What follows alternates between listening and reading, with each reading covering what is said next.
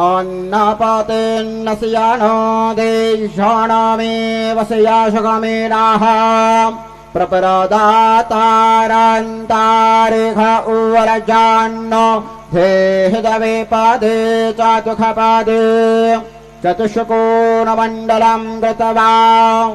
ततुपरिनिवेद्यपात्रान्निधायो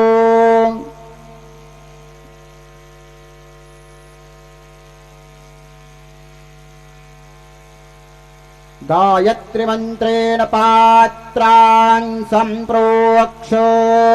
धेनवाः अमृते कृत्यो सत्यन्त्वरतेन परिषिञ्जामि नैवेद्यं निवेदयामि ॐ प्राणाय स्वाहा ॐ अपानाय स्वाहा ॐ व्यानाय स्वाहा ॐ उदानाय स्वाहा ॐ समानाय स्वाहा ॐ ब्रह्मणे नमः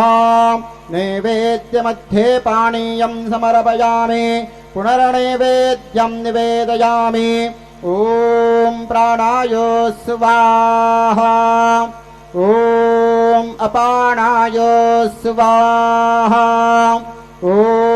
व्यानाय स्वाहा ॐ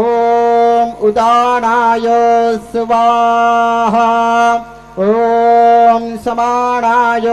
स्वाहा ॐ ब्रह्मणे नमः नैवेद्यं समर्पयामि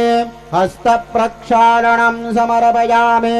मुखप्रक्षालनं समर्पयामि सद्गुरु साईनाथ देवताभ्यो नमः प्रार्थनापूर्वकं नमस्कारं करोमि तथा च मङ्गलारार्तिक्य दीपं दर्शयामि।